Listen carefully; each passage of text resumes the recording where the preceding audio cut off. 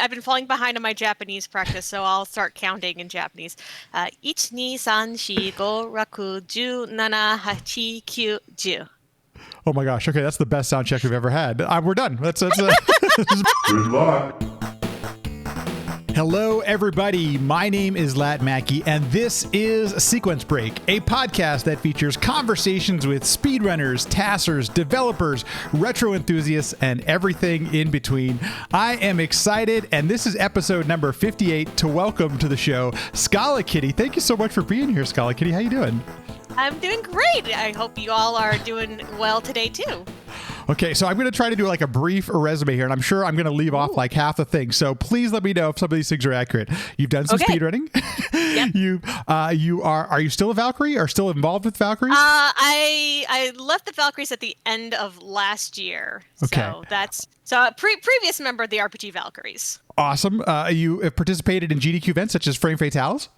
Yes, that is correct. Awesome. And now, the reason I found you, first of all, I've been listening to your voice now I've heard you on, I believe, did you do Limit Break? Were you on hosting or? Yes. Okay. So I was on the couch for Limit Break 2019 for Vonnie Von's run of Newtopia. Perfect. That's the first time that I had heard your voice. I'm like, okay, I love your voice. But Vonnie has been very, he's always shared your emotes and you do wonderful artwork. Oh, thank you. And I love your designs and things like that. So another thing, just to add on to the resume to get all this properly done.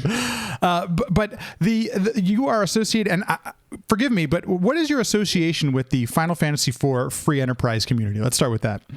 Officially, my title is I am the art developer, and I'm also one of the community admins. Awesome. Okay. And we're going to get all to that because I don't know nearly enough about the randomizer Final Fantasy Free Enterprise, and I want to learn more. And so SchalaKitty has been nice enough to come answer all my dumb questions about all of it. So, but first, let's start with a little bit about your history in gaming. When did you start gaming? What are some of your earliest memories of growing up with video games? I started gaming really young to help people kind of get an idea. I started playing on the original Nintendo on the NES. First off with I don't know if anyone else played these, but the Sesame Street games that were on the NES that are actually kind of cool.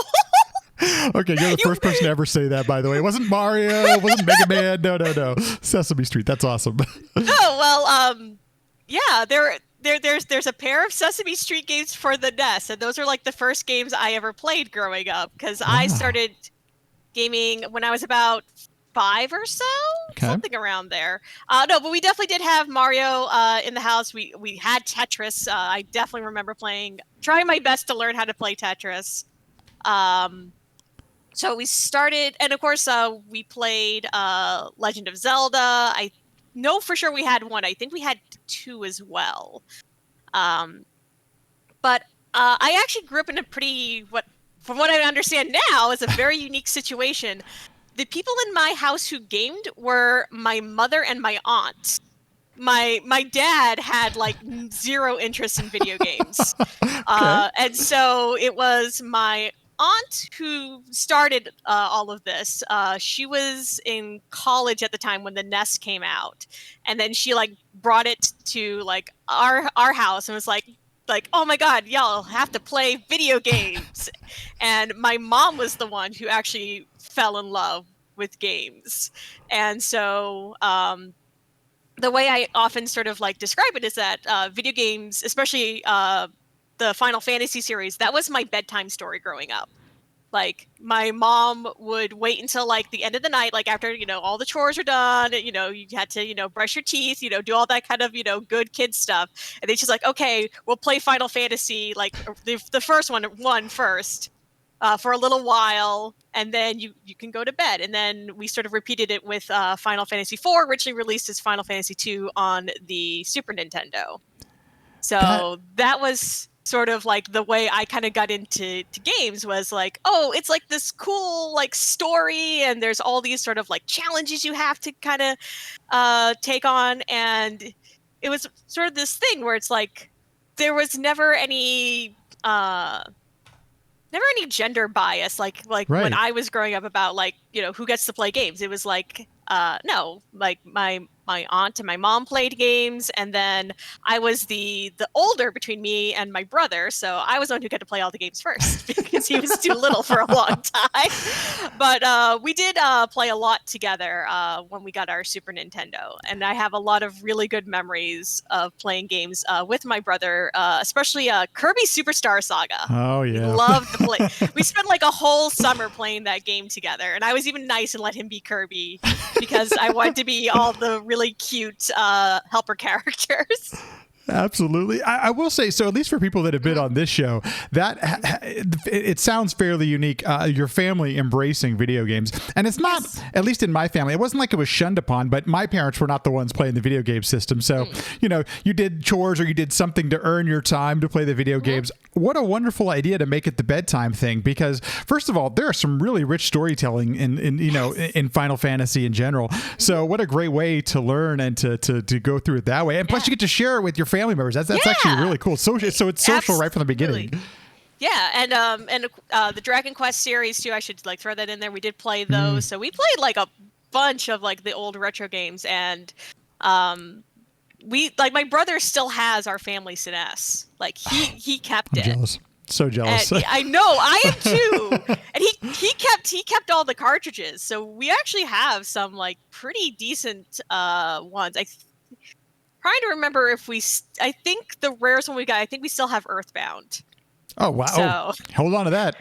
I know, exactly. But I think it got lost in one of our moves, but at one point we had the original Ogre Battle on the SNES because my mom loved that game. So, but yeah, I was very lucky in that there was a lot of family support for it. And I think a lot of that was because my aunt and my mom really loved the whole JRPG genre, like way ahead of like the time. Yeah, like they were in on it like from like the ground floor. Wow. I mean, we didn't even have the access to a lot of JRPGs here in the States. So the fact that they were into it, that's really impressive. Oh, no. Like, and the thing is, like, we like actively sought out like games. So like I still remember like when like FF6 FF3 originally came out, and like they were so excited about it, and really enjoyed playing it. But yeah, like basically almost like all the big JRPGs on the Super Nintendo, we had like Secret of Mana, Secret of Evermore, Illusion of Gaia. I still have my Illusion of Gaia t-shirt tucked away somewhere, and trying to think of other ones. Chrono Trigger, of course, because that's where I get my name from, and that was definitely one of those games that left a big impact on me, unsurprisingly. It was one of my brother's favorite games, and here I'll tell the little story about how I got my online name. My brother and I both wanted to join the same video game forum together, and so he's like, "Oh, I want to be named like Jonas from Chrono Trigger," and I'm like, "Well, if I'm your big sister, then I have to be Schala. Like that's just where it had to go," and that was how I got the handle Schala, and then I had a running joke with all of my screen names that I had to have the like kitty in them, so. That's literally the whole story with SchalaKitty, is that I just basically like just took two of my screen names and just kind of whacked them together, and there you go. When I started doing the research for this, I had a feeling some of it had to have come from Chrono Trigger. Just as a little bit of a history here, I didn't play Chrono Trigger until a few years ago, and very quickly I thought, this is one of the best RPGs I've ever played in my life. But something that has come up with the guests who, I'm in my 30s, a lot of the people who've been on the show are in their 30s, and it seems like the Super Nintendo is when a lot of us found RPGs. I only had Nintendo, and we had Zelda, we had Ultima, we had access to a couple other things, Faxanadu at the time, but it really feels like a lot of like the capturing one's imagination happened with a lot of games that came out on the Super Nintendo, because we started to see some, like you mentioned, these JRPGs that had been around in Japan, like this type of storytelling and games where it existed, but we didn't get a lot of them here in the States, so I feel like I missed them, but... A lot of it is just because localization at that time was such... Good point. So as we kind of like sort of mentioned at the start with like the little sound check, I have a decent enough knowledge of Japanese from like I have like imported games and played games through completely in Japanese. Oh, wow. And because of that, I have this interest in the localization process. I find it really, really interesting. So I've read a whole bunch, of course, of like on legends of localization, different interviews with different people who have done localization for different games. And looking back and knowing like the type of time and energy restraints there were on localization at that time, it is amazing what we actually got. Like, especially because like you might read, I read an old interview with Ted Woosley, who of course a lot of people know. He was one of like the main localizers and translators for Square during that era. And like he had to basically talk about how like when it came to bringing stuff over to the US, they had to pick and choose because there wasn't enough time and manpower to do everything. And even then, there are some games that could basically never come out in the United States. I've told people, you know, if you want to have an interesting sort of view of JRPGs, especially with regards to Chrono Trigger, to go play the fan translation of Live Alive, which had a lot of the same team as Chrono Trigger and has some of the same themes, enough that I sort of jokingly refer to it as like Proto Trigger. But it's a game that could have never come out in the United States. Right. Absolutely not. It is probably one of the darkest things I've ever played on the SNES. Yeah. But it's a fascinating game. And I've been really glad to see JRPGs like over the years become more and more popular. Like I remember the whole big like explosion around FF7, like because I played that like basically within 6 months of release. I played it because it was, I'm trying to remember like the exact timeline. We got a PS1 this like not too long after it came out, but then we didn't get around to playing it until about 1998.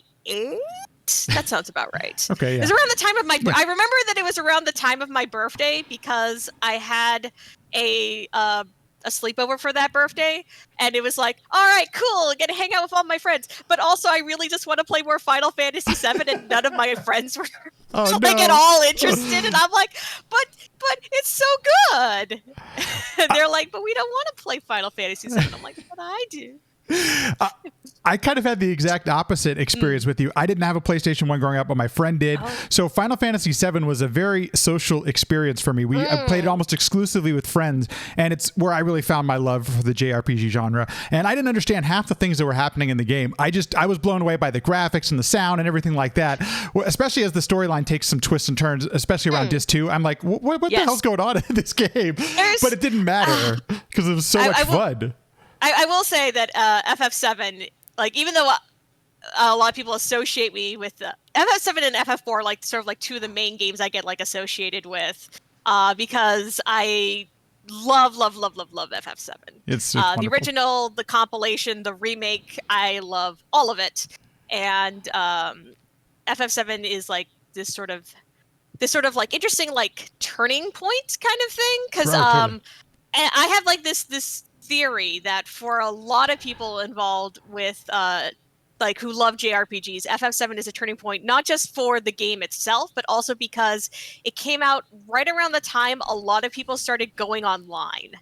And I remember the whole experience of going online, like for like the first time I was in like middle school, and learning about the fact that there were other people in the world who loved this type of game as much as I did. And it was this amazing experience to me, because it's like, oh my gosh, there are other people who like will draw fan art and get like all involved in the fandom and everything. And it left this huge impression on me. And it's a weird thing to say, like that kind of changed my life, but it kind of did.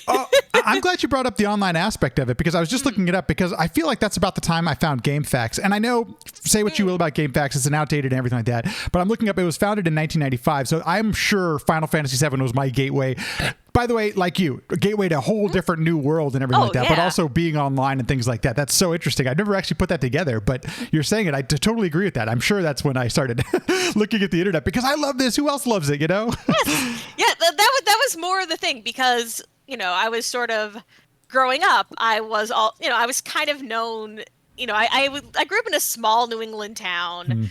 There's about 100-ish kids in my my grade level, like in the whole town. And it was one of those things where, I was sort of known as like the one girl who likes video games, like growing up. Like the thing is, like my Sad other but friends true. would also play that sort of stuff. It was actually pretty funny. My best friend growing up, who is now my sister-in-law. That's a fun story. Wow, small world. Long story, extremely short. We were best friends growing up. My family moved away when I was in high school, and then she and my brother ended up talking again once he was in college and she was already graduated from college, and they actually hit it off in a big way. And now they're like married with 3 kids. The third kid literally just born 2 weeks ago. How cool is that? Is that the one that, by the way, I had to Twitter stalk you here a little bit, but there's this really cute baby picture, like right in the first couple of tweets. I'm like, oh, adorable baby picture. How can you not like this? Okay, sorry. Exactly. No, you're good. But anyway, it was also kind of just fun for me because it's like, oh, great. I don't have to learn any new in-laws. I already know everyone. I just have to learn all the kids that they had while we were not living here. Right. Great. But anyway, but like she and I would play games, but she had a very different, kind of game. Like she loved racing games was the big one. Oh, wow. So we would play so much Top Gear. Like that was like the one on the SNES. And I would go over to her house and like her brother liked fighting games. So that was kind of nice to have at least like a little bit of that sort of stuff. And usually I could get people to play like Mario Kart with me or trying to think of the other things that we F-Zero, would play. but Mario Kart always definitely seems to be the one that people agree or upon. What was it?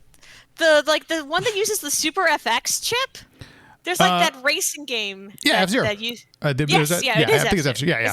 Really fast. It's fun. It's like little like futuristic cars or whatever. Yeah, that's the one. Yeah. So those and those kind of stuff I could get people to play. Occasionally could get people to play like Tetris Attack with me, which still remains one of my favorite games of all time. Just recently started playing. It is so fun. It's so good. Oh, it really is. So good. And addicting. Totally addicting. I've played both the original Tetris Attack and the original Japanese Panel de Pon as well. That's the one that also. And apparently you can net play it nowadays and everything. So that's it's on. You can play it on Switch. It's on the online. They just added it to the Switch online. So that's what I've been playing it on. I'm getting destroyed by everybody, but it's a lot of fun to play. So I will 100% have to check that on my Switch. But anyway, back around to like getting online. It was just such an amazing thing to start like meeting people like that way. I remember it was about 2003 that I started like really interacting with people like online. Sort of like having been, I definitely did interact with folks online, but I remember 2003 was the first time on LiveJournal. There we go. Oh, there it is. Way back. That I was able to really start like connecting with other folks who loved video games, especially the sort of the fan art and fanfic contingency part of things, which tends to skew a lot more female and very like LGBTQ friendly. And for a lot of people, like that was like my first, obviously, like I said, this is sort of like a looking back kind of thing. That was sort of my first like ever time being in a space like that. And it helped me a lot with eventually over the years coming to terms with being someone who's LGBTQ. And I think a lot of my friends who like, it's a very weird thing. It's like, oh, video games like help me figure that out, but it's true.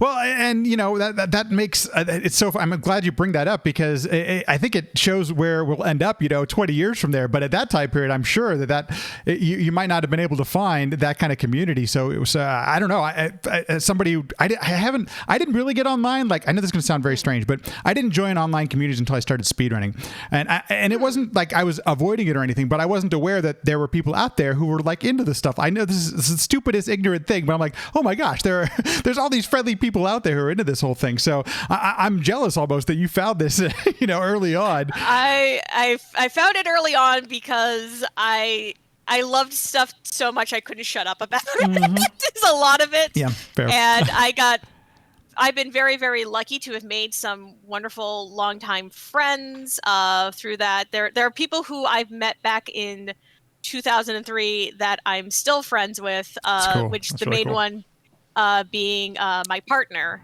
Oren.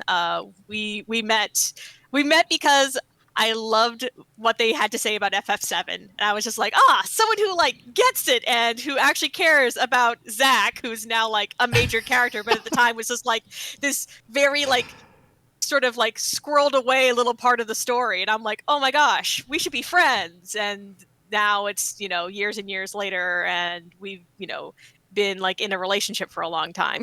Oh, that is so cool. That is, congratulations. Aww. By that. It's awesome. It's interesting when I think you're in something, when you have a little bit more creative mind, and it's obvious that you do the design work and everything that you do. I met my wife in we work in the arts, in visual performing arts, but we met each other because we had this passion for the same type of thing. And it's interesting when you connect with somebody like that, because you don't think you're going to find somebody like, man, I'm really into this. Who's going to be as geeky about it as I am, So that's so great and wonderful that you found somebody who you don't mind spending time with, Oh, no. I mean, trust me, it's we are a bit long distance. They just live in another part of the state than I do, but I still get excited. I'm we get to see each other in a few days, and I'm like, all right, are we ready to marathon The World As a Few anime series together? So you found the right person. Yeah, exactly. So and cool. They're very kind in putting up with me rambling about series that they have no intention of watching, but then I will pay them back and be like, here, have some Devil May Cry fan art. I've never played these games, but I know that you love them, so here, I found fan art for you. Okay, this is perfect. So we've got this great foundation, Yes. and thank you so much for sharing about it, because it helps, I think, understand where we're about to go. When did you find speedrunning, or when did you find this guy? And I put speedrunning a little bit in air quotes because, I know the randomizer appeals to people who don't just speedrun, but a lot of us find randomizers through speedrunning and things like that. So when did you get involved, or at least experience a speedrun? So I knew about speedruns for a while. I'm going to say about 2015-ish was the first time I think my brother was like, oh, you should watch GDQ. They're really cool. I think it was right about then. But I was kind of, I would sort of tune in, see a few runs, decide, do I feel like watching? I wouldn't really seek it out a lot. I did do a little bit more in 2016, but I won't go too deep into details, but basically in late 2017, I went through this big depressive episode because I had a falling out with a friend group. And one of the things that brought me a lot of comfort was watching speedruns. Oh, wow. Particularly Final Fantasy VII, because like I said, that's my favorite game. I started watching PlayStation 1 runs of Final Fantasy VII. Those take about at that point we're taking about 7 hours. I think now they're like under 7 now. They are under 7, yeah. Yes. Yeah. So, but anyway, it would be this sort of thing where I would just sort of I watched a lot of Dave Stereo, if you know him. Yeah. Love Dave. He's been on GDQ stage a bunch of times for the game and everything. Yeah. Yeah. So I'd watch a bunch of his runs and everything, and it was really, really comforting to sort of be like, okay, cool. I kind of know where we're going with the story, where we're going with the run, and that actually helped me a lot. And so, looking forward to 2018, I was like, you know what? I kind of had this sort of falling out. I'm not involved with these people anymore. I have a lot more time on my hands. I should learn how to speedrun. Like, I bet I could do it if I want to. And I knew that there was Final Fantasy IV Paladin percent. I knew that that was a thing that people did. And I'm like, okay, that's like around an hour. I bet I can do that if I want to. And I love FF4 as well. FF4 is like one of my, like I said, top games like ever. So I'm like, okay, cool. I will learn how to do that in 2018. And as it like sort of like this weird sort of like coalescing of things. That was also when Rivers McCown did his ADGQ run of No 64. Oh, sorry, no, No CW. That was a No CW run. So it had this sort. There was like a bit of like an uptick in interest in FF4 in general at that time, and I ended up sort of like being like, hey, I'm streaming this thing, I'm trying to learn. And then people in the FF4 community actually like reached out to me. They're like, oh, you're like a new runner, you should come join the Discord and learn. I'm like, oh, okay, cool, y'all seem super nice. And it was about a few months after that Free Enterprise came out. It just was one of those sort of things where I was just in the right place at the right time. And from there I got like deeply involved with Free Enterprise. But while I don't run FF4 very much anymore, I do run a bunch of other games. The sort of three main ones that I've run are Final Fantasy Legend II, Loom, and Vanguard Bandits, which is a very interesting spread of games. Yeah, no kidding. Wait, Loom's on the screen right now because I had never seen this before until your run, so it's a new game for me. I do have to comment because it's super interesting. Depression can be a real challenge, and the fact that you found something constructive to work your way out of there, among I'm sure other things, but that's not always easy for individuals to do. So kudos to you that you were actually able to take some of that challenge and channel it into speedrunning. I do have to ask though, you mentioned Final Fantasy IV. What is it about that game that is so appealing to you? Because please don't judge me, but my first experience playing through Final Fantasy IV was the remake, and I actually played it on, I think on mobile of all things. Loved it, but it didn't. It made me want to go back and play the original, which I really did enjoy. And I'm curious, what is it that appeals to you about that game? What are some of the things you love about it? Well, like I said, it was one of my bedtime story games growing up. So I already had like that kind of in there. Mm-hmm. It was the first game, like when you're playing like the original Final Fantasy, there's no real story about the characters there. Same thing with like the Dragon Quest series. Like there's a bunch of like stuff that happens, but it's not really a story about the characters. And FF4 was the first time I experienced that with a video game. And like little tiny Bobby Scala was enchanted by this whole concept that there could be a video game and there would be characters and they would like interact and they would fight and fall in love and do like all this sort of like big dramatic stuff. And it was something that really, really like made a big impression on me growing up, especially because it's a game that also does like, even though there's definitely a lot of talk about like in the overarching looking at things of how FF4 treats its female characters, it was still a big thing to me that there were female characters in this game, like growing up. Absolutely. That you have Rydia and Rosa and Porum, who all are exert themselves on the plot. I love the part at the end of the game where like Cecil, Kane, and Edge try to like be like, all right, we're just gonna go and fight Zeromus, and like Rosa and Rydia show up on the big wheel and they're like, no, you're not without us. Like, we're on this too. We also want to save the planet. I totally agree. They weren't just some princess to be saved, and I'm so glad you mentioned that because that is so different than the things we were experiencing here. It wasn't Princess Toadstool or it wasn't Zelda. It was these characters had individual characteristics and they were people and they were well rounded. I totally agree with that. That's so awesome.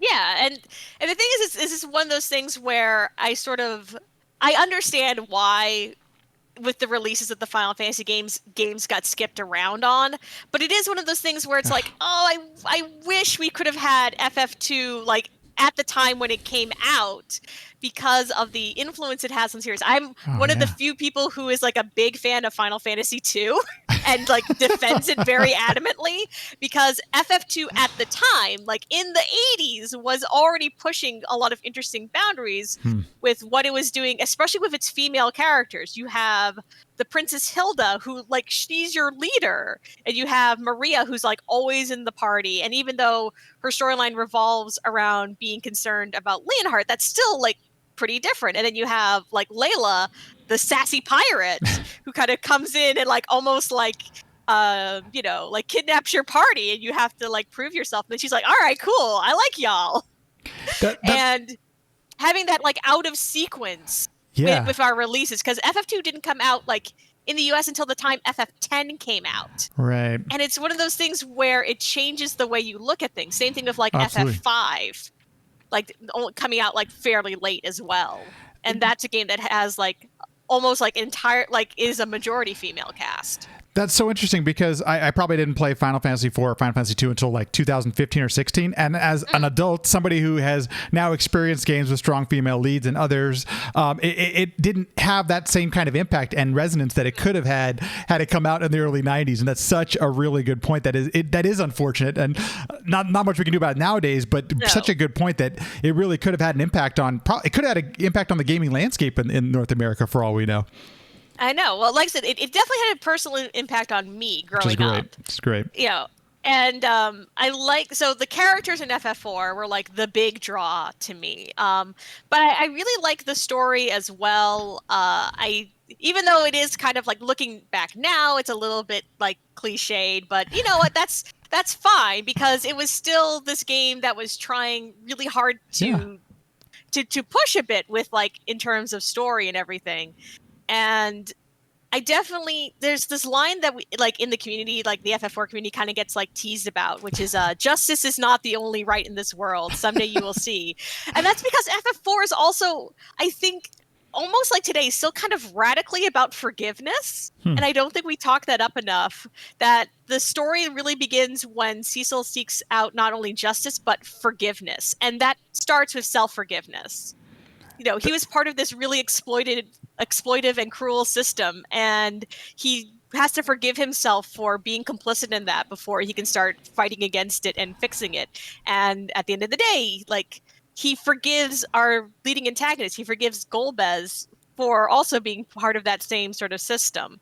And that's something that you don't really see a lot of. And I've actually enjoyed when we've kind of like circled back on that sort of stuff in the.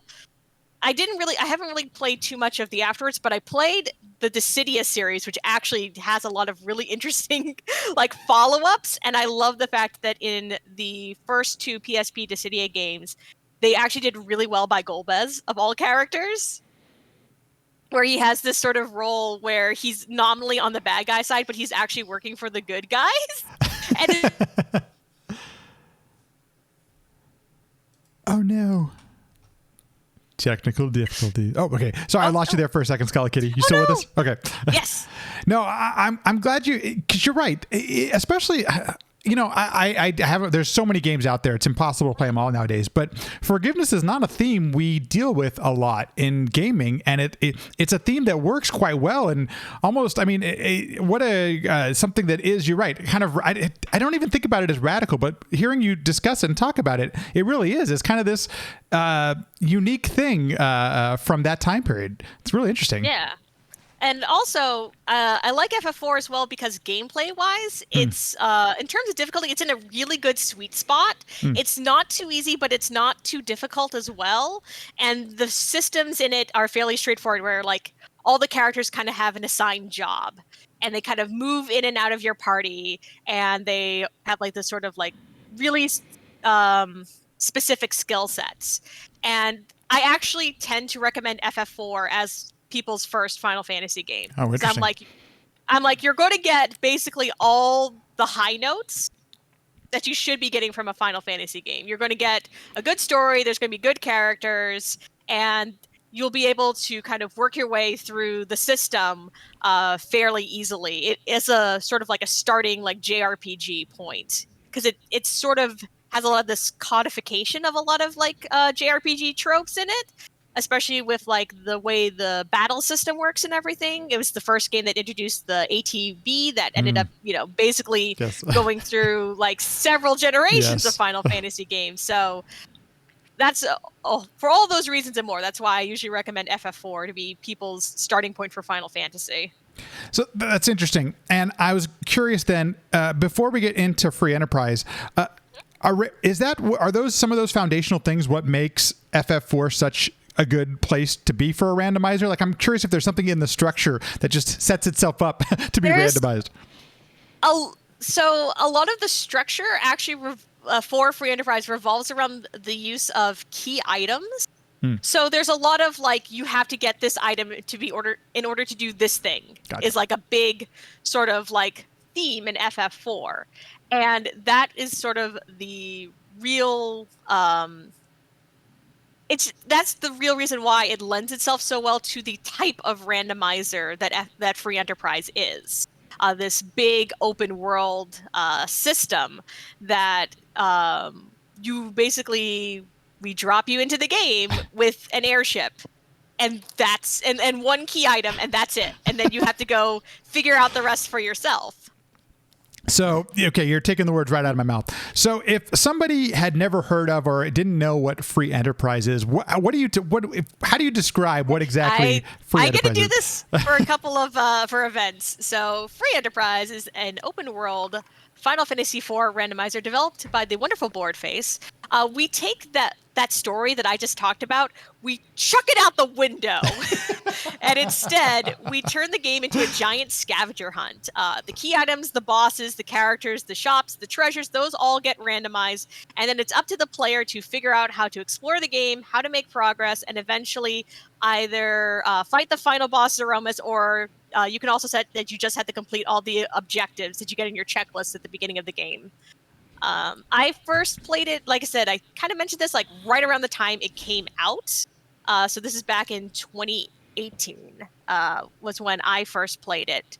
And I remember because I started following Rivers after seeing him at AGGQ, and he tweeted about playing Free Enterprise. And the tweet that he had was the fact that it was like his first time seeing what we now call the Z sprites. We randomized the final boss Aromas to be something else because we don't change anything with the battle script, but it'd be really boring to fight the same boss over and over again. So the final boss gets randomized into something else. And it was the Phantom Train from Final Fantasy VI. And he just tweeted, he's just like, this is the best thing ever.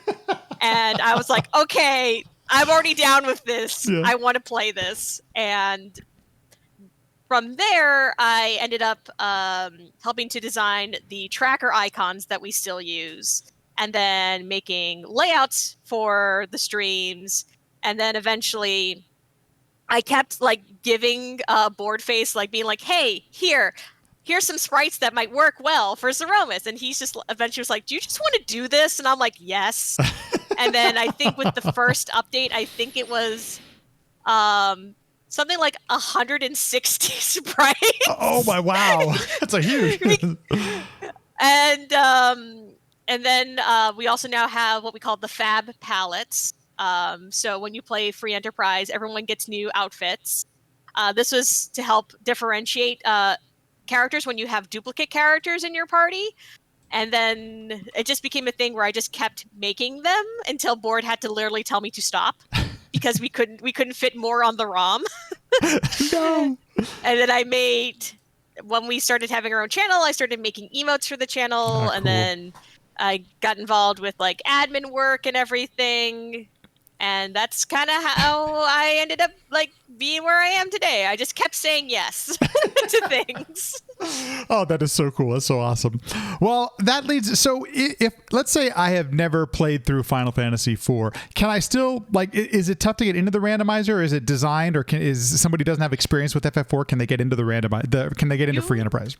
You can get into Free Enterprise if you have not played FF4. If you want to do that, I definitely recommend checking out either our wiki, which is linked to on ff4fe.com, or to just go ahead and join the Discord. There's also a link right there on the front of our homepage. And those are going to be sort of your best options for getting started, because you do kind of have to know what things do and where things are. Those are like sort of like the two like sort of big static things that are always true for free enterprise. So the Earth Crystal always will let you fight the final boss in the Tower of Zot, for example. Like those things stay static. But I definitely do recommend just doing a casual playthrough of FF4 no matter what, just so you can kind of get your bearings for locations and bosses and what different key items will do. Also, it's just really good. It's just a really good game. You should play it and enjoy it. Yes, and if you want to, you can. Now there's going to be the Pixel remaster that's going to be coming out that you can play. What is the Pixel remaster? So Square Enix, they are re-releasing on PC and mobile Pixel remasters of Final Fantasies 1 through 6. It's cool. And it's actually going to be for Final Fantasy 3, the first release of the 2D version we've ever had in English. We've never had that before. And the one thing that I am really like about it, and I want to see more of the game so I can like develop an opinion about it, is they got back the original pixel artist for a lot of the games, the wonderful Shibuya Kazuko, who I will always talk up because she doesn't get talked up enough in my opinion. Oh my gosh, thankfully she's still alive. I mean, these things were made 30 years ago, so I'm thankful. She was really young when they made them. She was I think in her 20s or 30s when they were working on them. But no, like the thing is like, oh, here I can kind of use my shirt. Like I have this little black mage shirt that I'm wearing. So cool.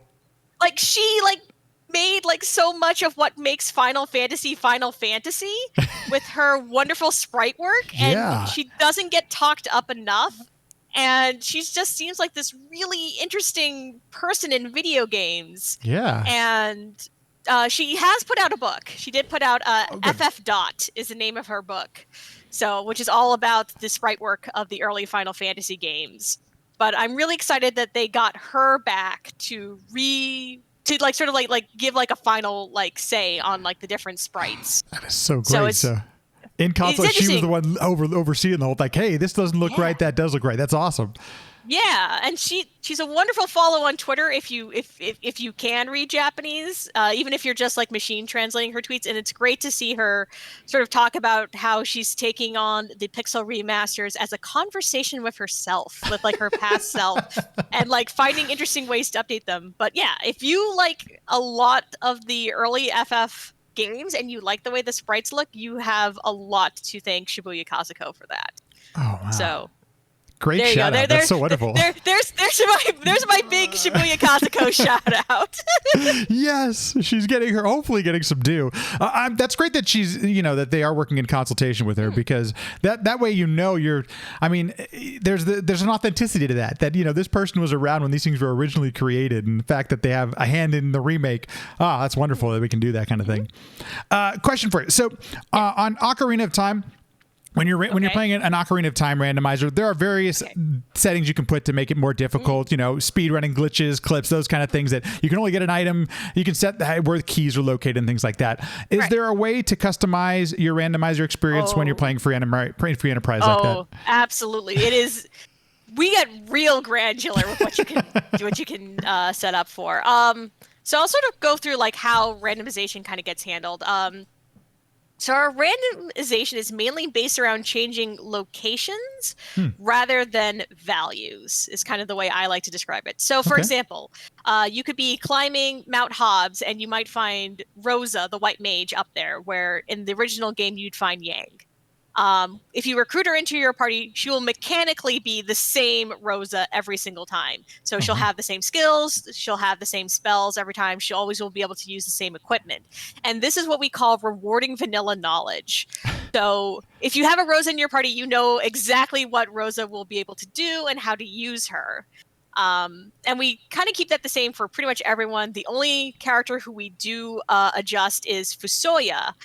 He, like, when you get him in the vanilla game, he's like level 50. He knows every spell. Since he is so powerful and really over-leveled compared to everyone else in the game, we have what we call what was originally called the Fusoya Challenge, and now it's just how we handle Fusoya all the time.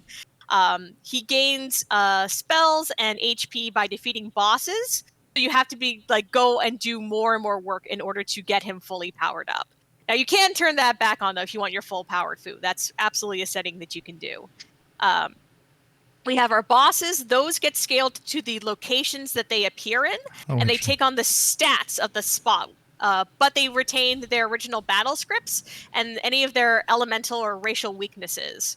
So if you fight a boss in the antlion spot, it will always have the same HP, but retain everything else about them. So, for example, if you fight Azura in the antlion spot, she'll still do her curing of herself, and you can still like beat her by casting Wall on her, for example.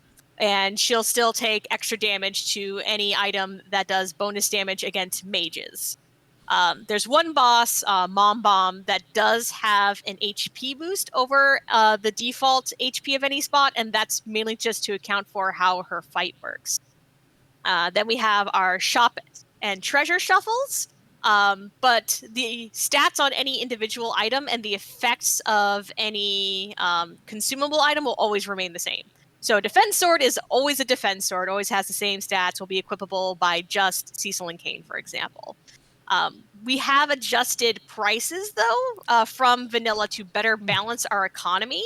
And we've also introduced items back in from the Japanese version that were originally dummied out of the game when we got it here in America. And we've also added in equipment from later games back into the SNES version. What do you mean by later? Like some of the remakes of the game? Yes. Interesting. The GBA and PSP versions of the game added in new weapons.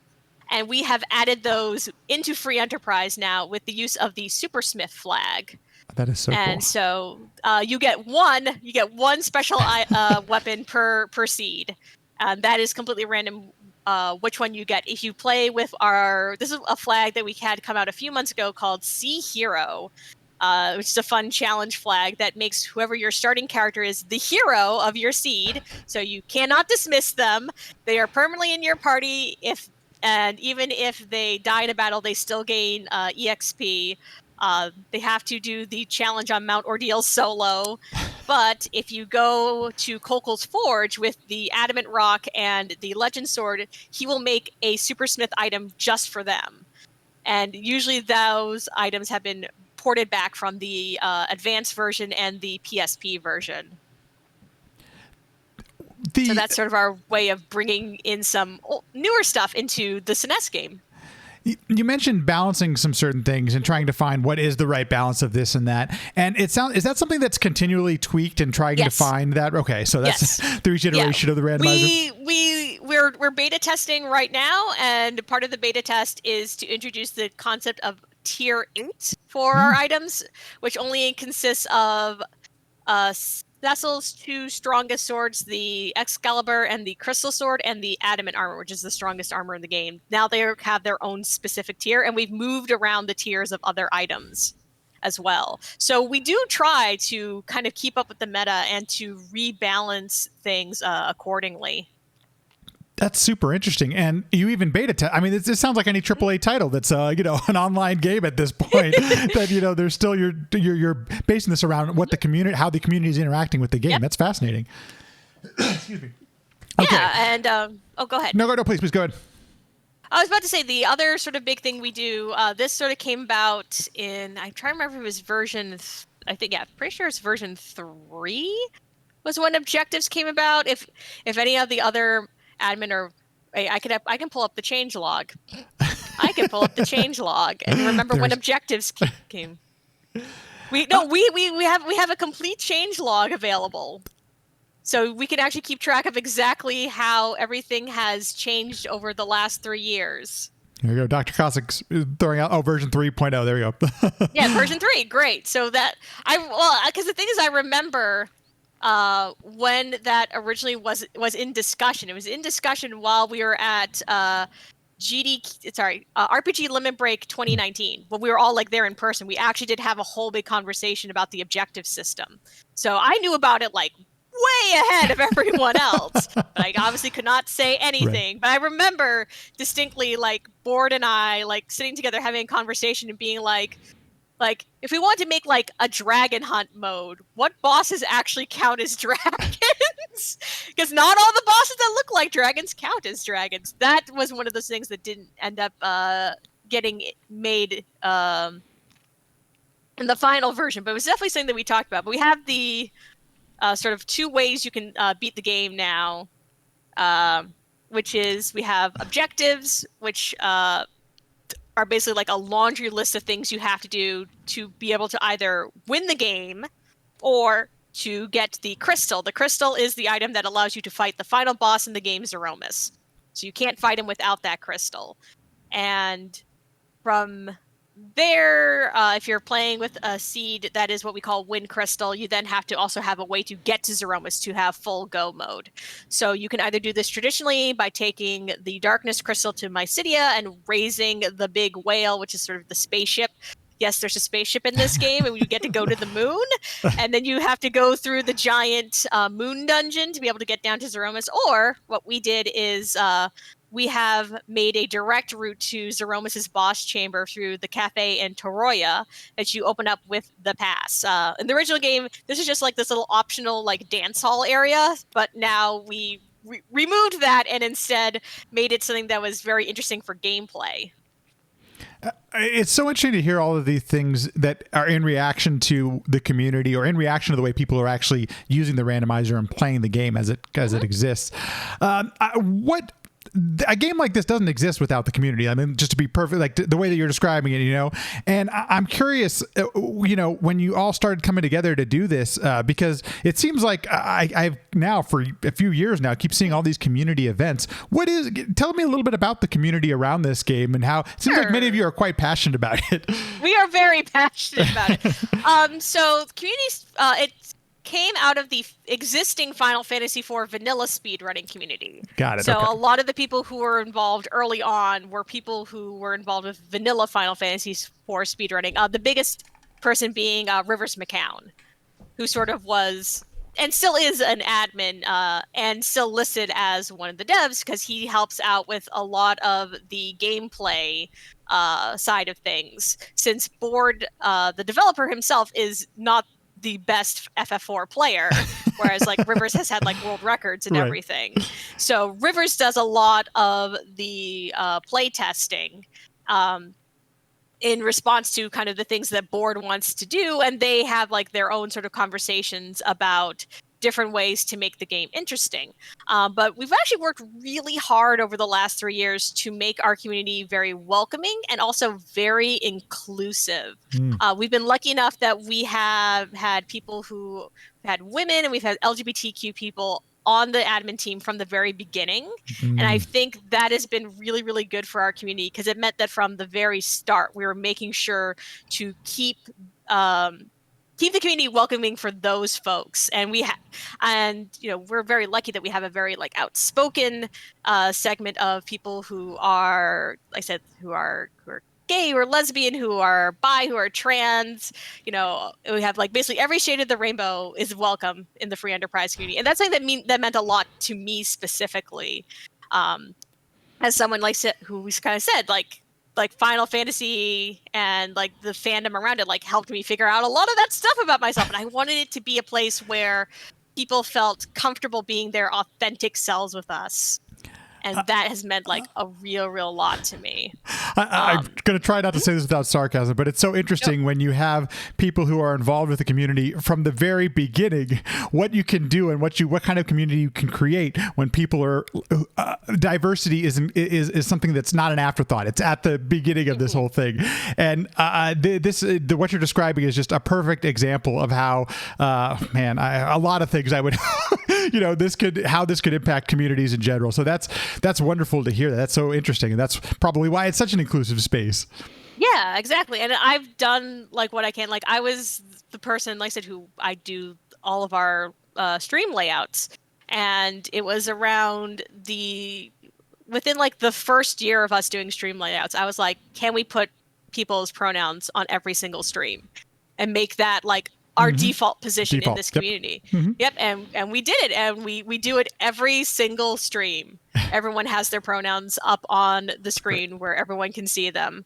And we also do try really hard to make it, if you are someone who is new, we try to make there be avenues for you to be able to get involved and just kind of get started. Like I said, we have our wiki, which is a great resource. We have in the Discord, we have what we call the newbies corner, where you can go and you can ask whatever questions you want and someone will be there to answer them.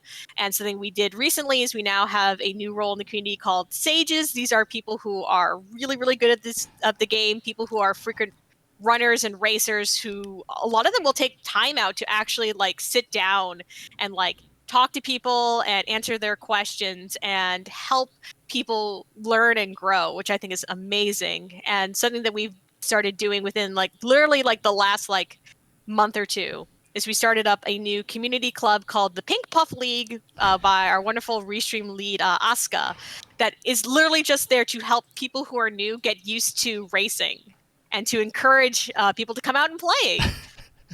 So I got to tell you, one of the... Oh, no, I'm sorry. I didn't mean to interrupt you. But when I was researching for our conversation, the first thing I Googled was Final Fantasy Free Enterprise.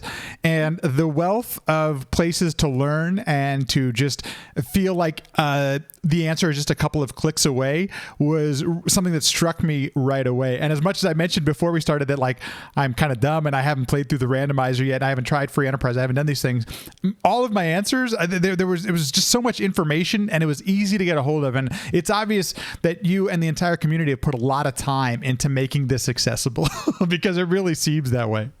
Oh no, we want people to come out and play. We are always happy to welcome new folks in, and we've been just so lucky to have like attracted a team of really talented and level-headed folks to be part of the community leadership. Not only do we have like our main admin team, which that is like a group effort, you know, like any sort of like a big admin decision with like running our events or just managing the community and keeping in line, it is always like a group all the time. And then we have our wonderful Restream leads. They're the people who help us with our broadcasts, since we are usually broadcasting about 3 to 5 times a week during our off season, and tournaments will see us doing like 20 plus streams in a week at like the fastest. And we have a team of like, I think well over 100 people who do restreaming, who do commentating, who do tracking, just everyone who just helps make sure that the community runs smoothly for when we're doing stuff that is more sort of like broadcast focused. Well, that's what I wanted to ask about, because it seems like a week doesn't pass where I don't see some sort of community event happening in the free enterprise space. And so what are some of the things that you're doing with the stream and the community events? Because it seems like there's always something you can participate in. It's pretty awesome. We basically have 2 different modes that we kind of go into. We either have tournament or off season. So right now, for example, we're in off season as we're sort of gearing up to hopefully soon do Highway to the Zenith Zone 4. But I'll talk a little bit about the tournaments. We usually do about 2 tournaments a year, one in spring and one in fall. And then so summer and winter are the off seasons. We've experimented with different tournament formats over the years. I know Zenith Zone 3 or 3-Miss Zone was well known for the fact that you needed like a flow chart to help you follow all the different rounds. But this is because we are constantly learning and experimenting and iterating and listening to the community feedback. We do feedback like after every single event, so that way not only just like internally as admin, but also we invite the community to give us like their thoughts as well. And it's always this sort of consistent process. But like I said, right now we're in the off season. So we have twice weekly community races, one on Monday night and one on Friday night. And those will both run the same flag set, and that flag set changes every week. And then we have our community clubs. So a club usually has its own sort of theme. So I'll talk about like the current ones. Like I said, I mentioned the Pink Puff League. That is for people who are beginning with free enterprise. Each week will feature a different challenge for you. And we try to make sure that those challenges are something that, like, even if you're sort of just beginning, you still should be able to clear that challenge. And if you want to, you can go through and sort of look at all the different flag sets that have existed, and they kind of each build off one another. And then we have the Mycidian Jumping Club.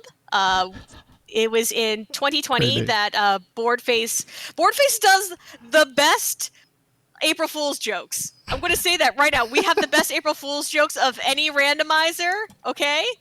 With like our one for 2019 was turning Final Fantasy IV into Final Fantasy 1 aesthetically.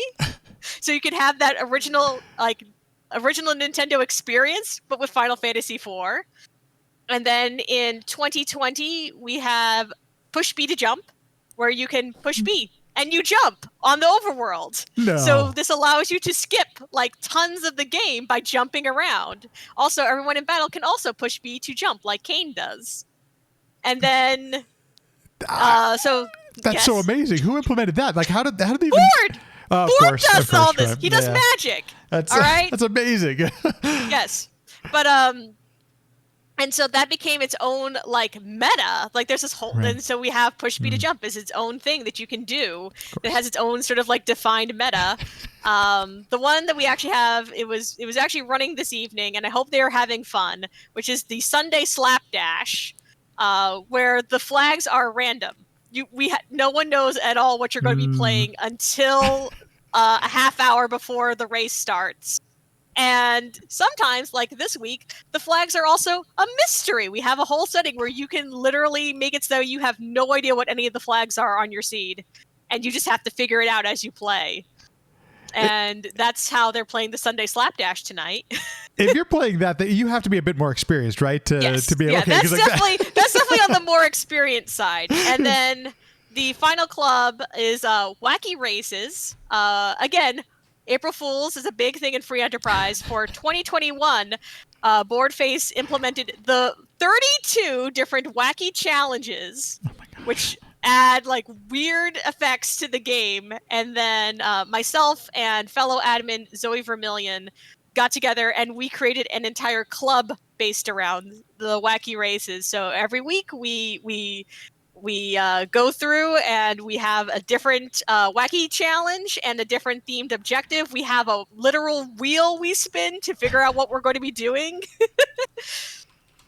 And a lot of the challenges are a lot of fun. The one we have coming up for next week is Mystery Juice. All of the consumable items in the game have been replaced with strange juices, and you don't know what any of them will do. And they have great names, like Lukewarm Juice. Oh my gosh, the puns! I'm sure there's going to be no puns whatsoever with it. Oh, yeah. I should note, Free Enterprise very well known for its puns, but we but these are all like really fun things that Board came up with, and there's some like I definitely like Payable Golbez, where if you want to, you can just bribe the bosses to go away. You can have just pay save them us off, big. huh? Yeah, just pay them off. Yeah, You nice. just pay them money, and Perfect. they'll just go. We have Save Us Big Chocobo, which removes the ability to save from the game. You can only save if you're talking to a big chocobo. That sounds fun. Oh, that one's definitely on the challenging side. And then we have what is probably my favorite, which is Omnidexterous, which is everyone can equip anything. Basically, do you want to wear the best armor in the game as a hat? Yeah, you can. Do you want to have everyone being able to dual wield crystal swords? Sure, go ahead. Why can't you do that? So it's been a lot of fun to explore that as the community. To some of the flags actually do come up with their own kind of meta, and people have actually sort of been enjoying that, which has been fantastic. But mainly, I like it because it's the one stream that I'm allowed on mic. Usually I am more in the background actually with Free Enterprise. Interesting. Because while I really love this game, I am not good as a race commentator for it. And that's just because I tend to get tripped up on technical details. But for Wacky Races, I am like sort of the double triple color commentator. So I let other people actually talk about the race, but we often don't talk about the race. As an example, yesterday we got very off topic trying to come up with our own bubble tea cafe that was Final Fantasy IV themed. Why is that not in the game? Why is there not a bubble tea cafe in the game?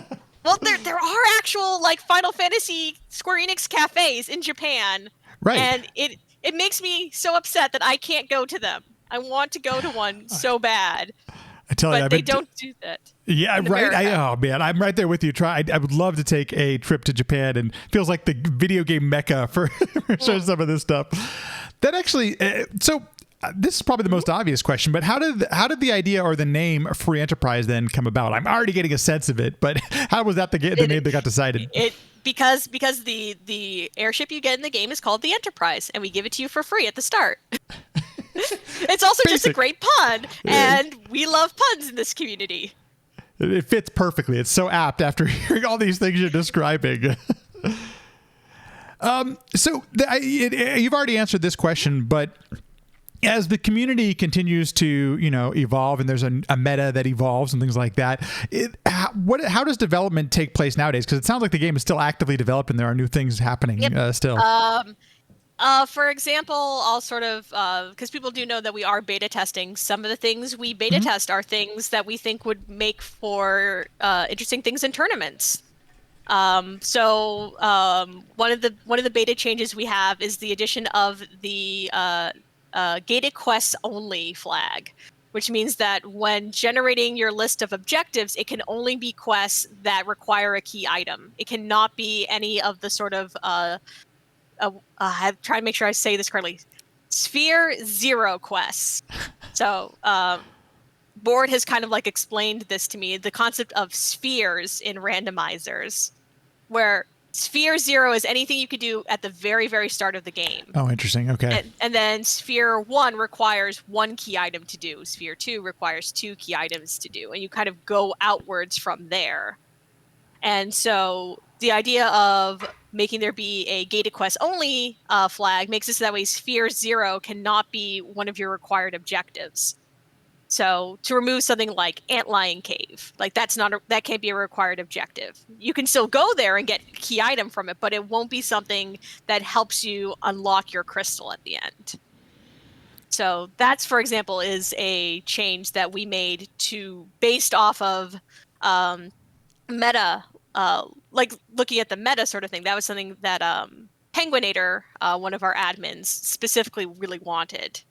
And then we also have changes to starting character pools. Now you can make a starting character pool rather than forcing only a single character. So if you wanted to limit your character pool to being only, say, 3 possible starting characters rather than forcing one, that still allows you to have some level of control, but also some level of randomness at the same time. This is probably a silly question at this point, but you've described being intimately involved with the community and going as far as designing assets that we get to see in every version of Free Enterprise. Do you still find time to actually play through a seed from time to time with all this going on? I did play through for the first race of the Pink Puff League. I was asked to play along, and I did. And it didn't matter that I came in last place. I still had a lot of fun with it. I kind of would actually like to, a duo of our community members, Lady Id and Emily's Poorly Drawn Bees, which is one of the best usernames on Twitch. That's a great screen name. Yes, they came up with the Toroyan Tango, which is sort of a smaller community club, which revolves around the concept of 2v2, where you have 2 people running the seed at the same time and sharing information with each other. Oh, that's cool. Via voice call. Yeah. And the idea is those sort of seeds tend to be made for a lot of exploration. They use what we have like different settings for how key items are distributed. So they can be, we have K main, which is like just in your main sort of storyline locations. Then we have K summon, which means that the summon monster bosses can also hold them. K moon, which means that any of the moon bosses can also hold them. And then finally K trap, which means that they can be inside any of the monster chests in the game. And all of those like expand out how far and how much exploring you have to do. With K trap, I think it's like something like, there's another thing where it's like 50-ish or so extra locations get added. Oh my god! Wow. Within a place a bit more like Z3R, where you have gotcha. so many chests, right. So many places to go check. Going back and forth all these different places. Yeah, but I actually have kind of wanted to maybe play Toroyan Tango with someone, mainly just being so I could just be like in a voice call with someone and enjoying Free Enterprise. So we'll see. But it's one of those things where I do so much background stuff that like even like streaming for me is also kind of like a touch and go thing Right, right. sometimes. No, But that's just kind of how this goes. every time I've watched somebody play through Free Enterprise, or they're playing it on their stream, or whether they're doing it as part of an event, it's almost always in conjunction with somebody else. It's so interesting. And that's one of the things that struck me right away about Free Enterprise. I'm like, what makes this game so social? And I think you're describing so many things. It seems like people are just, they care about it for one, but then two, there are all these interesting things that change up what may be the current meta. And I'm glad I'm learning about that, because it explains a lot why people enjoy playing this with other people, because I so often see people, that's the way that they choose to play through the randomizer. Yeah, usually a lot of our community revolves around racing. Like that's like the big thing we do. And I went and looked. I think there's about 200 or so people who actively race Free Enterprise, based off of my notes. Because I actually keep track of all that. Yeah. And this is something that's become much more frequent because we have a Free Enterprise ladder now, run by Big Dunka, who also runs the Z3R ladder. So because of that, there are opportunities to race every single day throughout the day. And there definitely are people who will come in and will play ladder races, who really enjoy that atmosphere. But then, like I said, we do our community races, we do our club races. And racing is just sort of like the way, Free Enterprise kind of got on the map. That's something we really have been doing literally from the beginning, was racing Free Enterprise. And I sort of love to joke. It's like, oh, we took Final Fantasy and made it into esports. And then doubly joke, Final Fantasy IV Free Enterprise is the speed chess of esports. Because that's what it plays a lot like. Right. Well, I'm glad that I've been able to see it at different marathons and things, because for those that don't know, it's tough to program in a randomizer into a charity marathon event. Sometimes you just don't know how long you need to account for in time and stuff like that. But, as you've mentioned, and now I understand now, there's so much granular control that you can at least have a rough estimate of where you can put this. But even then, it's still very much, there's usually more than one person involved. There's usually some sort of racing aspect to it. And now I understand it's the community. That's the community loves to race this game. And to be fair, for marathons, we actually will vet seeds a lot of the time. Cool. That's smart. And we do our best to try and make sure they'll be roughly the time that people kind of want them to be. So that's actually like a whole other aspect. I do a lot with helping out when we do marathons and charity events, because usually what we do is we will offer the ability to pick like a Zeroma. We usually make it a surprise still, but to sort of choose between one Zeroma sprite category or another, or one harp song category or another. And I usually help out with coordinating that, because I think it's one of the most wonderful ways to show off this game to people. I got really excited. Like I said, you and I, Matt, sorry, Lat. Matt's fine. My name.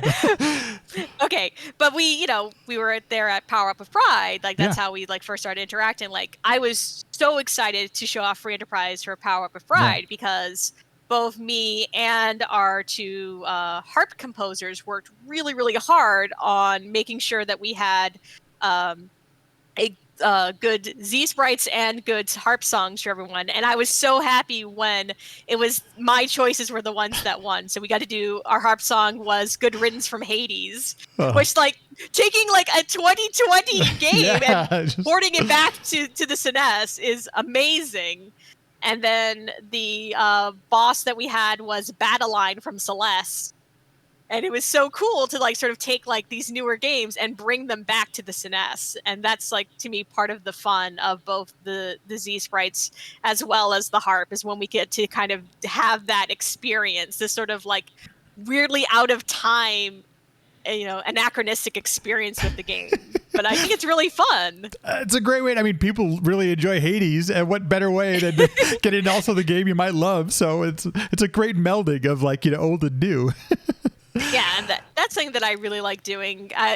I've worked really hard for the Zeroma sprites to get a good spread of sprites, and we have plenty, of sprites that everyone will recognize, but I secretly love including really esoteric sprites. And the thing that makes me the happiest is when the right sprite finds the right person. For example, I know for one seed we have the character Mom from Mom Hid My Game, which is a really fun puzzle game. And as it turns out, I sort of mentioned her earlier, our Rishimlim Asuka, she's the world record holder for that speed run, and she got Mom like in one of her C's, and she told me like she's like I cried because it was something where it's like, yes, I know and love this, and I get so excited when that happens, and that's also why I love tailoring our Zeroma sprites for our events, because I love being able to shout out a game that maybe we haven't like considered before. It was trying to remember which marathon it was for. I think it was Midwest Speed Fest, where I got to do include a sprite from Pony Island. And that's like not a game I would have picked like organically, but I looked at the games list and I was like, oh, wait a second, doesn't Pony Island have like a super cool like final boss? I'm like, yeah, I'm gonna put that in there. That'd be really fun. So it's interesting how our involvement with things also kind of ends up like coming back and coloring the game and the development work itself. Or oh yeah, when we were on GDQ for random number generation, our host for that was Skybills, who also plays a lot of Magic the Gathering. So just for her, we added in a new Zeroma sprite of the Black Lotus from Magic the Gathering. That's so geeky and awesome at the same time. But that's the thing, though. I like to surprise people and do something that they're not expecting that makes them happy. I'm already getting a sense of this, but I became familiar with your artwork through Von Yvonne. That was the first time I'd ever seen your work through some of the things you had created for him. And I'm curious, when did you start becoming interested and start really getting into drawing and art and all that kind of stuff? And who were some of your early influences? Because it's wonderful work. Oh, thank you. I've basically been doing art since I could hold a crayon. I've always done art. I've always done a lot of drawing. But I think like a lot of 90s kids, I fell in love with anime when I was growing up. I think a lot of that is because the stories were so different than what I kind of had been given, and I love animation. So I remember like I was one of the people who we got the Nintendo Power Pokemon VHS that they sent out to people in I think 1998. Oh wow. And I remember like getting that VHS and watching this and being like, "Oh my god, I'm so into this!" And so great. Like, and learning how to draw like Team Rocket, because I'm like, "Oh my god, they're so great!" I want to just like learn how to draw like that sort of style. So I've been doing art for like a long time, even though my degree is actually in history. But I also before kind of all of this on Twitch, I had a whole experience selling and making fan merchandise on Etsy. Like if you've been seeing me kind of taking my sips as we've been going. Yeah. See if I can get a I good. was going to ask about that. It looks cool. Yes, it's based on the ebony coffee cans in Final Fantasy 15, but I made that one myself. But yeah, and I've done like t-shirt design and a whole bunch of different artwork. And then when I got on Twitch, I then started, when I got affiliate, I'm like, well, now I have to start designing emotes for myself because I want cute emotes. Yeah. And I'll sort of drop the ones that I have for my channel in your chat. Let's see if I can... Oh, I had to figure out the way to have them all stay up where I can like just boop all of them. It's even worse on mobile, where it's like finding an emote that you want to use on at least on Android is like one of the worst experiences. But trying to find one. Hey, oh look at that! Oh my gosh, look at these! So cool. Drawing my little avatar self. These are so cool. These are so well done. The ones that were the earliest ones are the love, which is Alphador from Chrono Trigger with a little heart, and then the GG and the good luck, which is a 4-leaf clover. Here you go, little Schala knowledge. I'm born on St. Patrick's Day, and so I always have loved. I know, yes, the shamrocks and clovers. So when I was thinking about what kind of emotes I wanted to design, I'm like, I want a luck emote. But also because like luck emote is just like so nice and sweet. That was the other sort of thing. So that was the other reason why I wanted to do that. But then people just kept like reaching out to me and asking like, would you draw emotes for me? And I'm like, sure, I can draw emotes. It's also this thing where my style is very, very different from a lot of people because I'm a vector artist. So everything I do is drawn in Inkscape, which is a free vector software program, which I highly recommend. But I draw everything in there and then scale it down to be emotes. But what this means is that because I draw everything so big and so upscalable, is that I've had people actually go and like take my designs and use them for like other things. Like Zoe Vermillion, V went and got like stickers and buttons made of the emotes I designed, and I was able to like help her out with all that because I had done, that sort of design before, and it's been fun. Like there's been a couple times where I've been at like when I went to ADGQ 2019, I brought like buttons for people and I just gave them out like as like a gift. Like if you found me, you get a free button from me, kind of stuff. Okay, I'm finding you at the next event if we're ever back in person. Oh, I hope so. I hope so. Yeah, that is so cool. I'm just really blown away that art can be translated into some really unique. There's a lot of restraints when you're creating an emote. I mean, the fact that it's tiny, it's a small pixel count, things like that. So that's really interesting that you create it in vector, so it's scalable. I mean, you can make it the size of a wall if you wanted to. That's amazing. That is so cool. Yeah, I learned to do vector art because I got involved with desktop cutters, which are, if you ever gone to a craft store and seen a Cricut or a Silhouette, they're machines that basically they're like little CAD machines where they cut like paper and vinyl that you could just buy for like, I don't know, like $200-300. Oh wow! And I got one of those, and that's how I started like making like fan merch. I started making bookmarks, is what I started making, and so I would make bookmarks of little like Mario mushrooms or little like Kingdom Hearts symbols. Was sort of where I kind of got started, and then from there like learned more and more and more about vectors and just how to create art with them. I've done. A lot of shadow boxes are sort of like my more haute couture almost kind of art, where I've worked with the absolutely wonderful Desert Bus for Hope, making shadow boxes for them, and I get blown away every time I donate a shadow box to them because they go for like thousands of dollars, and that all goes to charity. That is so cool. And no, trust me, I cry every single time. How do you not? That's so great. Oh no, I cry a lot over whenever I get to do a Desert Bus shadow box. I do hope to come back for this year and maybe do a little something for them. So you mentioned it, and I do want to bring it up. This is going to be a quick, shameless self-promotion, but for Power with Pride this year, you were the one hosting, and you were so generous to jump in and read some cutscenes for us for this game that Dog Developer and I were racing called Legend of Hirotoma. But you seem to, at least the times I've heard you on the microphone, you seem to be excited and passionate about our communities and our different games. First of all, describe what is it about hosting and being on the microphone that you enjoy? And then secondly, kind of what are some of the reasons you pick some of the events that you choose to be a part of?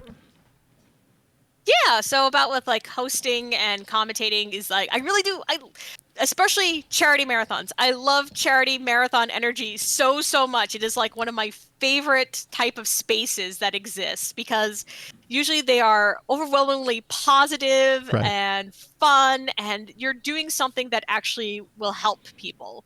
And I literally got into speedrunning because I love charity marathons so much, which I know is probably backwards from a lot of other people. I am the exact same way, but yes. Okay, great. So I might be the only people, yes. But go ahead.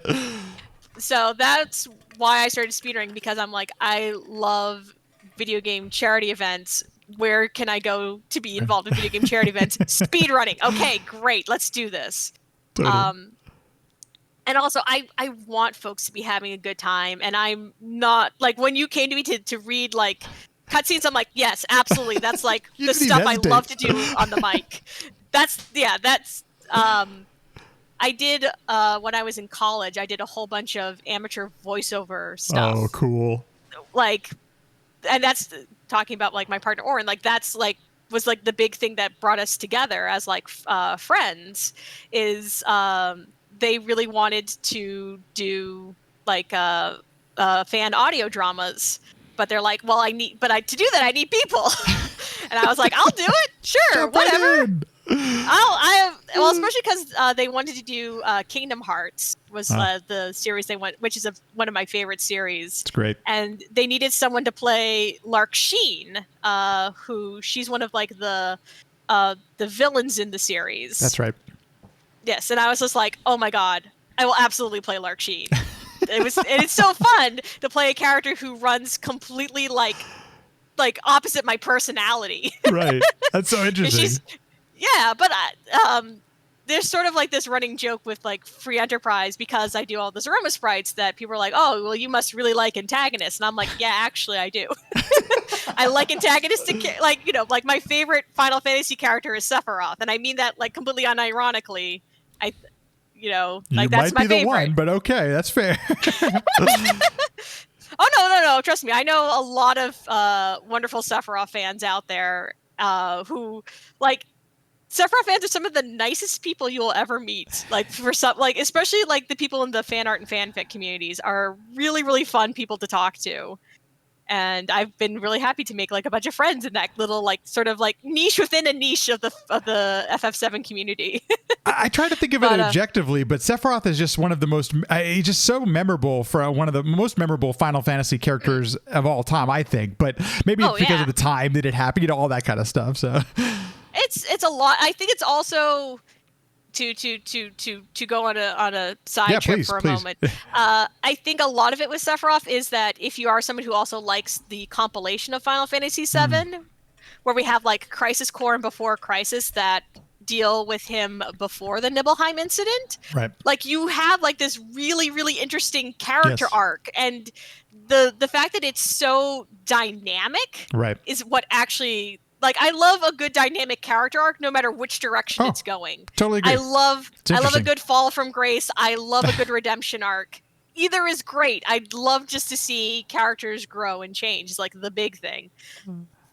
But it's also like, yeah, he's so dramatic and he's so interesting, and I don't know. Also, he's extremely attractive, which helps a lot. Well, you know, there is the joke in the Free Enterprise community that of any single character, Sephiroth has the most individual sprites in the Zeromus pool. I keep up what I call the 1% Sephiroth chance. So every time there's like an extra 100 sprites added, I have to make sure I add in at least one more Sephiroth sprite to make sure you always have a 1% chance of having Sephiroth show up. There's always a chance. But back to hosting and commenting and all that. We sort of talked about Desert Bus for Hope. That was my first exposure to the concept of a video game marathon. Now, if you've never watched Desert Bus for Hope, please remedy that. They are those marathons are amazing, but it's basically a week of playing the most boring video game ever, Desert Bus. You hold down the go button. Gas. You just hold down the go button, and no, you can also make sure the bus does not drift. Drifts off the. So, yes, and so because the game itself is so boring, the marathon instead has to revolve around everything else. Mm-hmm. So there'll be like chats and like questions from chat. There'll be skits and just different bits of comedies and singing, and just it's people for a week, like basically putting on a variety show for you that runs 24/7 nonstop. And because of that, like that's sort of like the school I kind of come from with hosting and commentary, is that I want it no matter when you turn into an event, if I'm in like on the mic, I want you to be having a good time. And the way I sort of joke about that is whenever I'm on the mic, it is you are now at SchalaKitty's 2 a.m. sleepover, and I'm going to start asking you weird questions and making jokes with you to make sure that you don't fall asleep. Also, I have the laugh. The laugh is the other sort of like big part of my brand. But okay, I'm glad you said that, because in my little journey of streaming and speedrunning and all that kind of stuff, when you first start streaming, it's not always easy to be yourself. And one of the things I have learned, and it's been kind of a journey to get there, is that it's okay to laugh and to be goofy and to be silly. I mean, let's be honest, a lot of us who are playing these games are nerdy and geeky and those kind of things. Yeah.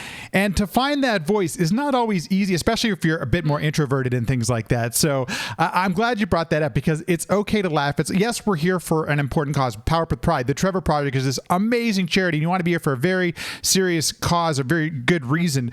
But on the flip side of that, you got to have fun with it. That's what people want to feel good about what they're doing. And I'm glad you brought that up, because it's such an important aspect of it.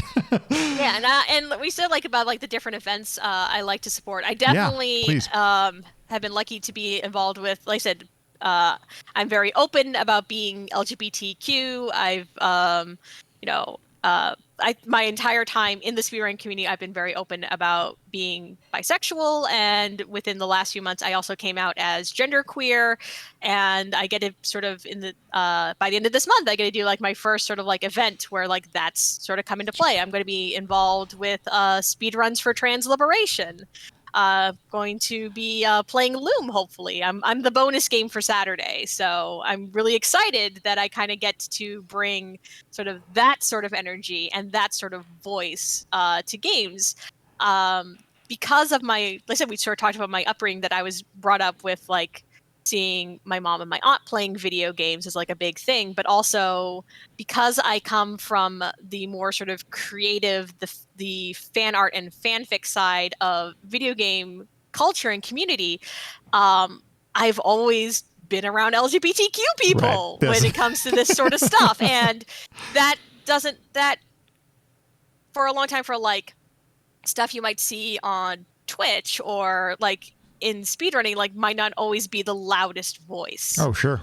And so coming from a place where that was the loudest voice, and coming here, I'm I never want to feel like that voice isn't being heard or is ignored, kind of thing.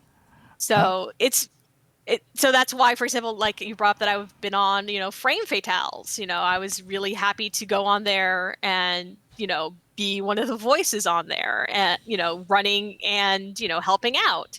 I've been lucky enough, like I said, to be on GDQ hotfix for random number generation. And then also when they were doing Tree Fort, I was on for Final Fantasy Legend 2, which is a game that I love and adore.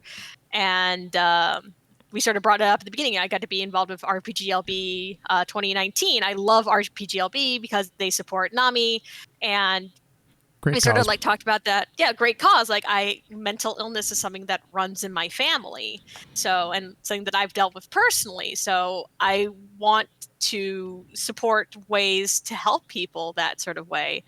And like I said, I was part of the RPG Valkyries for a long time, and their sort of voice of bringing female and femme-leaning voices to RPGs, which I'm no, we need those voices. Those are my favorite type of voices. Like I said, I'm very lucky in that I had a space for so long that lended itself for that. And I'm still involved with writing fanfics and doing fan art and everything, and have, like I said, longtime friends who feel the same. And it's really interesting to see that sort of, and also not only that, but to see that sort of evolution in the people that I've known for that long. I've had several friends, self included, and several friends come out, and that includes my partner, as we've been dating, they came out as non-binary, and I've been, so proud of them. And they obviously supported me when I came out as genderqueer. And even if it's this sort of very nerdy space, it's still great that there is room for that for all the queer nerds out there. Yeah, that's also why I support Edge Case Collective, and I've been involved with their events. And I actually when I came out as genderqueer, I actually went and talked to them, because they hosted a game jam in 2020 called Glitchers Are Queer to encourage people who are LGBTQ to go out and make your first game, no matter what it was. Just cool. make a game. And make a game. Just to increase the amount of queer voices making games. And so I did. I made a game. I made a interactive fiction game called Diagnostics. But one of the big things I did was I went into this game being like, okay, every single character in this game is LGBTQ. Everyone. Period. And period. And writing a character, the main character, they are androgyne, so they are in between male and female is how they feel. And writing that character and having to write them for an entire 50K words, so 50,000 words was something that really helped me with getting to what I, was gender stuff that I've been sort of has been on the back burner for a very long time.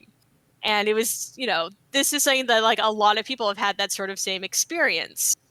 But it was something where I reached out to them. I'm like, because you encouraged me to go and to explore, it helped me a lot. And I made sure, like I said, to thank them for that. And it was just a really good experience to have. I got to tell you, so a common theme of this podcast has been lifting voices that don't necessarily always get lifted. And we still have a ton of, an insurmountable, it sometimes feels like work to be done in this space. But the fact that we've gotten there in this conversation is really warming my heart. And I bring this up that you feel comfortable and are in a place where you can be your authentic self in a very public sphere. These events, sometimes thousands, you mentioned being on the GDQ channel where thousands of people are watching you do your thing and hearing your voice. And Power Up with Pride had wonderful numbers this year. I think it might, we raised so much money and things like that. And the fact that I do think it's important that we sometimes do take a moment to just realize, how things are moving forward. And this is how we do them. We have to create spaces where people feel comfortable being authentic and being themselves. And so the fact that you are participating and you're being public and vocal, not everyone feels comfortable doing that. I mention introverts a lot because some of us just maybe not feel comfortable about putting ourselves out there like that. The fact that you do and you have, especially doing things that you might not have otherwise done, it's super appreciated. And it really, my hope is that the next generation of folks will take that as an example, I try very hard. Like I said, I'm lucky to have a lot of nieces. Well, not just the ones who are directly connected to me. Yeah. My brother's 3 girls now, but also my sister-in-law's family. She has a big family with lots of kids, and we actually are the town I live in now is I grew up, like I said, grew up in a small New England town. I moved away, lived in Georgia for about 20 years, and then came back to basically now live in the same area I grew up in. My hometown had their first Pride event this year, little tiny local Pride event. Yeah. And my nieces were all a bunch of my nieces and other kids and the family all were brought there. And, and I made sure, when they asked me questions, I'm I'm going to do my best to give you honest answers and to be hey, if for one of my, she's like I said, I call them my quasi nieces and nephews because they all call me auntie. So I'm yeah, I'll take you under my wing. But one of them, she's well, I like boys and girls. And I'm well, that's fine. You can totally like boys and girls. Mm-hmm. There's nothing wrong with that. That's, and if anyone tells you otherwise, then they're being mean and don't listen to them. So I think a lot of it is I want to be the adult who kind of helped me. Yes. I was very lucky. I was in college when I kind of really came into fandom online spaces. So I was 18. And I still remember my first openly trans friend, Alex. And I appreciate Alex a lot because he not only encouraged me, but also smacked me upside the head a couple of times when I needed it. Because that was because this was still really early on in the early 2000s when people were still sort of finding the best ways to describe these sorts of things. And, I grew up luckily my mom and dad were very liberal, and so I kind of grew up being like okay, being okay with like people who were gay or bisexual, though understanding trans stuff took a lot longer. And so I really appreciated my first like sort of few trans friends, Alex and March and Yariel, who like all sort of like talked to me and like sort of like helped me understand their experiences. And I met all of those people because of Final Fantasy. Full circle. Full circle around. So, but I like I said, I want to make sure that if I'm in a space that people feel comfortable. And we recently in the free enterprise community, we had Trick Dempsey. She worked on The Division 2 and was actually like on a podcast about it.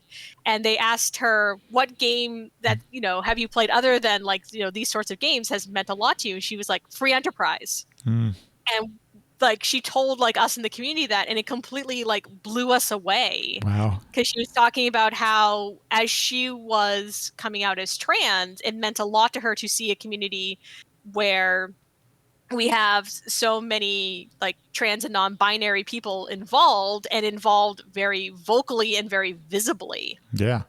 And that helped her a lot. It helped her realize that coming out as her authentic self would not stop her from also doing so many of the things that she loved, and that there would be spaces that would welcome her. And then we got to have the wonderful privilege of having her come on and be a commentator for Wacky Races, and it was a very wonderful, silly experience. And I was so glad that we got to share that with her and have her come and like be a part of the community that she loves. I'm glad you're sharing these stories, and I hope that these type of things, this is only the beginning of something. It feels that way, but obvious that sometimes the mountain feels so like we have to change so much, especially here in North America, in the States. But it's like I'm glad you share things like this because it does show you that progress can happen, and at times actually is. So, SchalaKitty, thank you so much for being so open and public and honest about sharing some of this stuff. I know sometimes it can't be easy. If somebody did want to get involved with Final Fantasy for free enterprise, that kind of stuff, where would you send them? Where should they go? Okay. So, I actually wrote this out in the notes like ahead of time. If you want to get involved with free enterprise in particular, I actually think the best thing to do is to come watch us on Twitch, which is twitch.tv/free enterprise, all one word. That is like the best place to get started. Our Twitch chats are known for being very sort of chill and very like upbeat places if you want to come and just watch the game to get started. A lot of people also stream Free Enterprise regularly, and those are really good places to go. I usually point people towards my dear friend Invenerable, who recently got Twitch partner and who basically streams a lot of Free Enterprise. But he's also known for being very good about taking time out. If someone asks him a question, he will go through and he will answer it better than I ever can when it comes to mechanics, and sort of like helping to create spaces for people who want to learn. And like I said, go to ff4fe.com, read the wiki. You can join the Discord is the other really, really big thing, especially if you want to like ask questions in the newbies corner. And also that's how we facilitate all of the races that we run. We do it all through our Discord. So if you want to come in, chat, start racing, start running, you can absolutely do that. If you want to just contribute to the community in other ways, like restreaming and tracking and commentating, we always have that door open. And especially because, like I said, we haven't announced the dates just yet, but everyone kind of knows that the next tournament is just around the corner. That's a really great way to get involved with the community. We have a lot of folks who come in during tournament season and then really find their voice in the community that way. And I'll say, hey, if you want to get involved with speedrunning, my suggestion is always find a game you love and that you love playing over and over again. And you have to absolutely adore it, because you will get frustrated with that game. No matter how much you love it, you will still get mad at it at times. But play a game that you love. And bonus suggestion, if that is a game that also has amazing music, because you will also be listening to a lot of that music. So that's probably Great why I speedrun mainly RPGs with good music. Great advice. And for marathon and events, hang out in those sort of communities, and don't be afraid, even if you're someone who's new, to submit your game or to offer to volunteer. Marathons are always looking for volunteers, and if you're willing to put in that work, it's such a rewarding experience. Completely agree. And it's one of those things where it's like you can't do it unless you start saying yes, and unless you start offering your time and your talent. And more than likely, you probably have time. You probably have talent inside of you that you haven't recognized yet. And I've been so happy to see so many people, flourish. Like we talked about, our mutual friend Vonnie Vaughn. Like, I remember, like I was the first person who sort of took the chance on Newtopia and wanted it in a marathon. Like I championed Newtopia, and it's been amazing to see, how things have gone for Vonnie since there. And that's because, he took a chance. So take your chances and say yes. Those are the big things. Such great advice. The last couple times I've been on GDQ's stage, I've been wearing my Newtopia shirt because I will not rest until we see Newtopia on the GDQ stage in one of the events. Do it. We can do it. Dang it. The last question I want to ask you, because I was doing some of the research. Do you do any streaming? Is there a place where we could watch if we wanted to hang out with you solo? Yes. If you want to, I do stream. It is twitch.tv/SchalaKitty is where you can find me. I stream pretty infrequently, just because I'm usually busy with community events. Usually I do have to derust Loom, so there will definitely be some Loom streams. Perfect. And also I do chill art streams a lot of the time, where you can just come. I will be, having fun, drawing an emote. You can bully me in interesting ways by making me have to play stuff off my anime playlist. That's been the newest channel rewards, and it's one that amuses me to no end. That's a wonderful channel reward. Well, yeah, because it's like, hey, if I would be doing this normally, I would probably have on my anime song playlist, but totally. I don't play that when I'm streaming because it's all vocal songs, and I'm I don't like talking over vocal music. And so it's great for 1,337 points, because it had to be that number. Of course. You can make me stop talking and instead play an anime song. Perfect.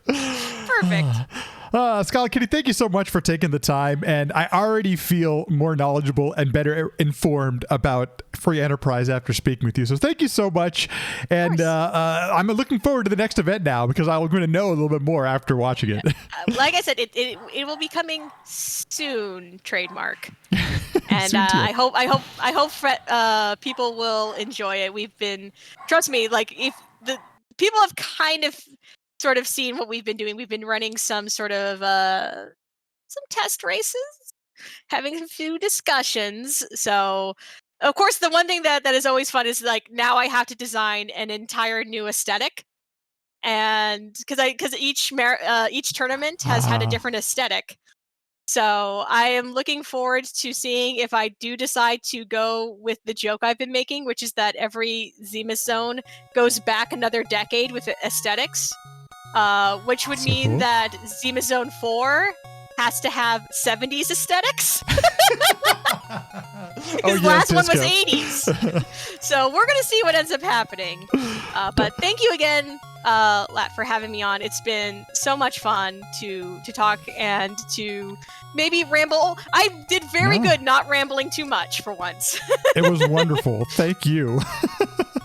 Thanks everyone for listening, watching, viewing, liking, subscribing, and sharing. All of that stuff goes a long way to helping out the podcast. If you'd like any additional info, you can go to sequencebreakpodcast.com. All of our past episodes, everything's on there. You'll find everything there. If you'd like to watch live, follow the Sequence Break Twitter. That is Sequence Break PC, and you can join in, ask some questions, watch the whole thing live. It does happen. It's not really a set time, but I do post when I go live. Everything else, if you have any questions or anything like that, podcast at sequencebreakpodcast.com. Thanks for listening, and I'll see you in the next one.